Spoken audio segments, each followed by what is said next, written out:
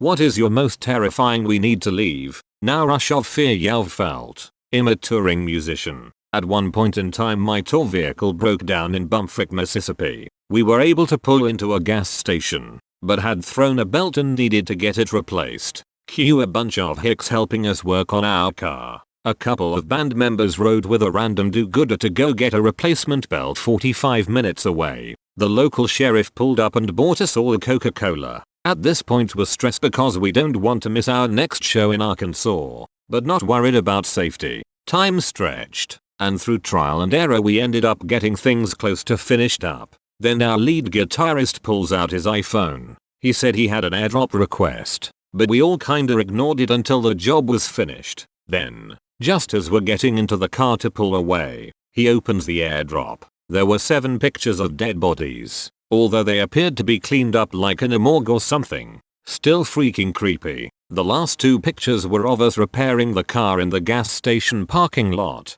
After that we lost our shoot, and, whether we were just freaked or it was genuine, the car behind us followed us for almost 20 miles until we got to a major highway and gunned it. No other context, but it still freaks all of us out to this day. Edit. Bonus creep points I forgot to mention. Among the corpse pictures was a picture of one woman sitting up and smiling at the camera. The next shot she was dead. This is terrifying. I was walking home one night, head down because I was dumbly looking at my phone. I almost stepped into what looked like barbecue sauce. Turned on the flashlight function for my phone. It was blood. Every step, there was a small blood splatter, less than a teaspoon. I followed it along the entire long street while walking home. Maybe 8 blocks. It was hard to tell, in the dark, but the trail seemed to end at a residential facility in my neighborhood. I'm not sure what type of facility it is, but I've often met people with intellectual disabilities in the area. I've helped them with how to order a train ticket, counting cash for groceries, etc. There were 2 people in the fenced-off yard, talking low. I could only see their lit cigarettes in the dark. Suddenly I was filled with a sensation of wrongness. All the hair stood up on the back of my neck and I felt cold. I kept walking, and did some loops before going back home and calling the cops about the blood trail. My partner felt I overreacted, and it was probably just an animal or someone with a bloody nose. But that was a lot of blood in total, over 8 blocks, and something felt deeply wrong. I didn't sleep well that night. You did the right thing. Better to call the cops about the blood and have it be nothing. Woman shrugging. Not my story but my brother's. When he 20 he was with a friend of his and had just met a girl at a bar. He and the guy followed her into her flat where about 10 minutes later they heard the girl speaking in Spanish. All of my family can speak Spanish, so when he heard her say "I got 2 for you" he quickly grabbed his friend and left.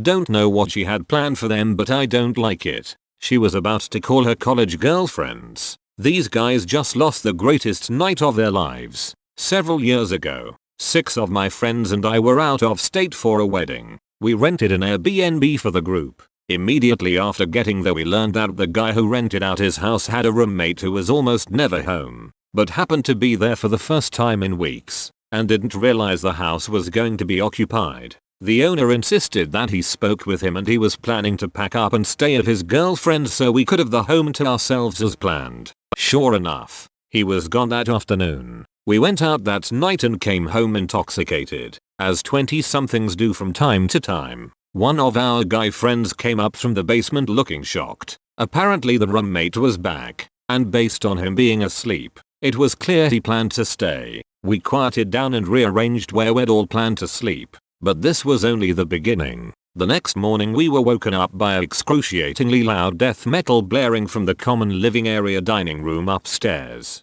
2 of the people who'd slept in the living room came down immediately and told us we needed to pack our chute and get out fast. We didn't ask many questions, just sort of grabbed all our stuff, tries to clean up, and piled into an Uber XL to head to the closest hotel. Apparently before the music started earlier that morning they woke up to a bunch of clank banging only to open their eyes and see this dude sitting at the table cleaning a shotgun and a handgun. Needless to say, I don't think he wanted us in his house. Did you interact again with the guy that had rented you the rooms in the first place? One time about 12 of us were traveling across the country together and were utilizing free campsites. Net and found a campground with amenities. Lucky. in a holler in Tennessee. We get there around 9 o'clock p.m. and it is already dark out and get past the front gate. People with the craziest accents we had ever heard, and they tell us to go pick a site and they'd come help us settle in. This mom and pop type couple were ice grilling us from the moment we rolled up, and we weren't feeling very welcomed, but oh well, it's just for the night. We drive around this lake loop for like 5 miles and these people are obviously living here full time. There are maybe 50 campsites and they are all packed full. Like, their trailers are straight up grounded and there are yard decorations all over. We decide we can't find any choice spots to accommodate all of us and pull over in this parking lot turn around spot and try to figure out a game plan when we get rolled up on by 6 golf carts and a bunch of rednecks with baseball bats and crowbars. They approached us and said, "We figure it's about time you all leave." 3 of the homies were drunk and shoot almost escalated pretty badly, but we wrestled them in the car and hauled freaking us down that mountain and slept at the closest Walmart that night. Nope. The most freaked up part about it, the campsite is no longer listed on the website and isn't saved in my pins or previous locations on my Google Maps. I've pinned every campsite we've stayed at across the country over the past 6 years and it is straight up gone. I think the frick not. Tennessee, hahaha. That sounds so weird. Have you come up with a reason why they didn't simply deny you access before you entered? It was more of a gut feeling than a rush of fear, but I was 12 or 13 with a friend in a corner store and a guy walked in. And he didn't look like a criminal. He looked a bit shady but not too off, but for whatever reason I just felt weird. And I whispered to my friend that I wanted to leave. So we quickly pay for our stuff, which was just a pack of gum, 2 sodas and a large bag of chips, and we leave. A couple seconds after we leave we hear open up the drawer. I will shoot. And we both book it. I don't know what this guy was thinking. His face was visible. I don't know if he put a mask on while he was somewhere in the store, but either way the cashier, me and my friend all saw his face when he entered. Anyways, he did get arrested. And the police found that his gun was in fact loaded. The cashier was not shot nor harmed. Nothing too serious happened, but it scared me that I was in a store with a man with a loaded gun. I used to do direct practice social work. In my capacity, I was stationed at a high school but didn't work for the school. My purpose was to bring in recalcitrant teens and help them figure out their chutes so they could finish high school. I specifically worked with kids who had failed 9th grade more than once, meaning they were about 16-17 years old and still had 4 years of schooling to pass in order to graduate high school. Statistics show they're probably dropping out, having a terrible life, and in this area, turning to gangs, drugs, prostitution. Edit. Mainly, we helped them get or vocational tracks. I was still idealistic. Worked with a lot of kiddos who were considered lost causes. I even got one of those to graduate, which is unheard of. All that to say, I didn't run away easily. I went to the projects at 4 AM to get my students out of bed and into school. I worked with gang members. I counseled a kid in jail after he brought a machete to school. I'm not shy. I'm not going to back off just because a kid is angry. I grew up in the system. I've seen the worst of teenagers. Before that, I was horrifically abused to the point my father spent 3 years in prison. I'm not afraid of much, but this kid scared a shoot out of me. He delayed and refused his intake until I scheduled it right after the last period of the day. All my coworkers were gone. Most school personnel were gone. It was me and this kid, and maybe the tech club 3 floors down. That's it. He showed up to the intake, was super respectful, called me Ms. My name. Absolutely nothing I could point to that made me afraid. Yet my brain lizard was screaming at the top of his lungs, banging against the walls of my brain, and absolutely flipping the frick out. My brain lizard has panicked before. He often panics for no goddamn reason, because that's what CPTSD is. But it has never been this loud. I told the student that something had come up and I needed to reschedule. No problem, mom. And he walks out the door. I'm beating myself up, right? How the frick do I refuse to see this kid who has refused so many appointments? What's wrong with me? Am I projecting my trauma? Nope. Turns out, he violently raped and murdered a woman on the way home from the aborted meeting with me. I'm a woman. I think about this case a lot, preemptively answering questions I've gotten when I posted this before. Yes, it's possible that he, in his own mind, Decided I was responsible for his actions because I didn't see him that day. However, therapy doesn't work that quickly. It is much more likely that I would've been a victim than that I would've been able to eradicate that impulse in one session. Yeah,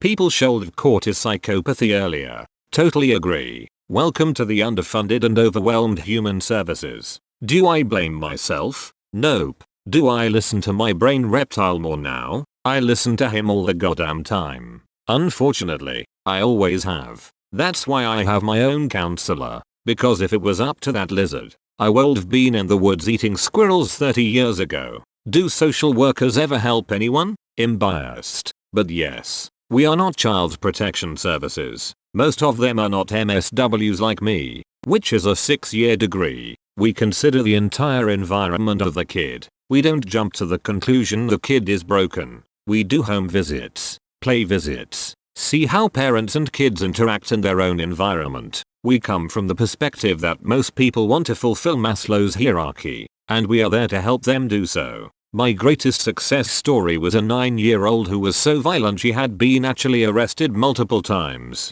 She threw chairs, assaulted staff, punched other kids, screamed until other teachers called 911. I cured that family by telling mom it's okay to still love her kid. She had been seeking approval from the adults and constantly grounding her child. I suggested 1 hour per day where the kid wasn't in trouble and could play a board game or go to the park. 1 hour a day of unconditional love turned that kid around almost completely, so I don't give up easily. Yet that boy scared me. Thank you for sharing. I had just moved to Southeast Georgia. I moved into a predominantly black neighborhood which was totally fine by me. My neighbors were so welcoming and accepting. About 2 weeks in, I'm approached by a few white men in suits at work, asking me if I was new. I said I was. They said they were from the Chamber of Commerce. They wanted to invite me to a barbecue that weekend. Free BBQ? Sold. It was a Klan rally. Yeah, I wasn't keen to find out what was going to happen if they found out I was gay.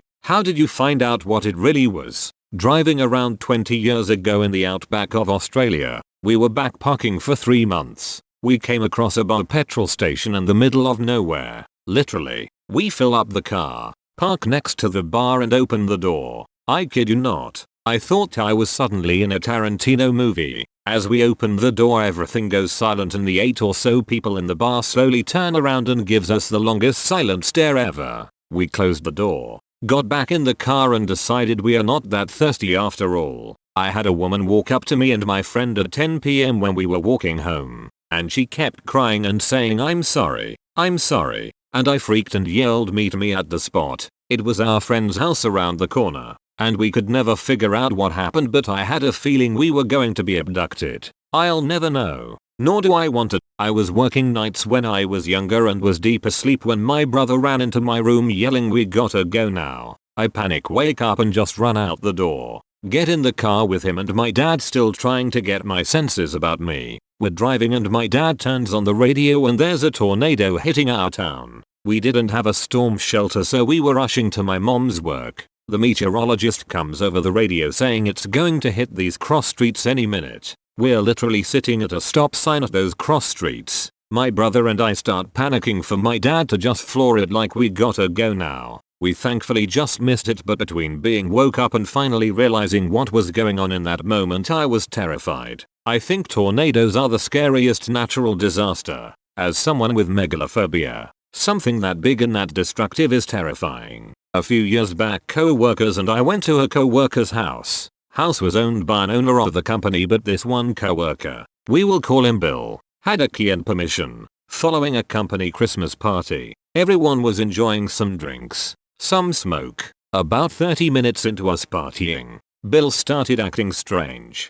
Basically he started aggressively hitting on the girls at the party. If I guess your age and you're older than me or younger than me you have to sleep with me was a common thing he repeated to more than one girl that night. He started trying to separate other co-workers from their dates and got aggressive about it. Right around this time I started smelling gas. I walked through the house and realized he had turned the stove burners on but never ignited the flame. I turned them off but the smell kept building. I realized he had done this with the fireplace as well. As I turned off the fireplace gas, I noticed Bill messing with the stove again. At that point I lost it. I made the scene and got everyone out of the house, pushing through Bill, who was blocking the front door telling us we were being crazy. 9 of us crammed into a friend's Chrysler 300 and split. I have no doubt Bill was up to some nefarious shit, and to this day I believe I saved a few lives. They never count on you making a scene. I went to a friend's BBQ. I was already dubious. I had met said friend in a teen mental health crisis hospital ward a couple of years before.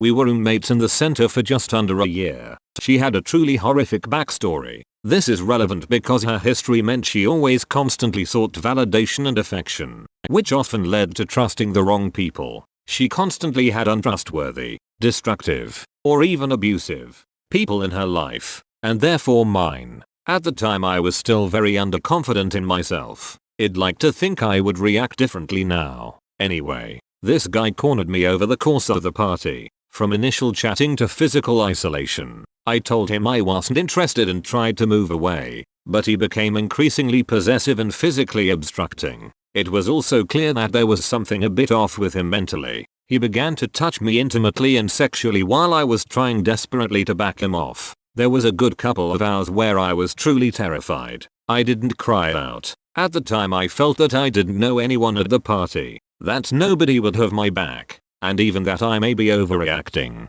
I was also 16 or so. Eventually the isolating aspect of it was noticed by a fellow guest. She pulled me away and asked if I was okay. I said not really. She pushed the guy away. He punched her. At that point the rest of the party became up in arms. A group of guys hoisted the offender, chucked him on the street, and closed the door. Unfortunately that was not the end. He began trying to break down the door. After a brief recess he threw stuff through the windows. The police were called, but he kept trying. His rationale: he was entitled to me. The police drove me home. After note, the police were actually pretty great. There were a lot of drugs at that party. Men are completely out in the open when they arrived, but they explicitly dealt with only what they were called out for, i.e. violence, not drugs, and only treated the aforementioned prick as a criminal, whilst taking care of treating the rest of us with respect despite a lot of people being clearly under the influence.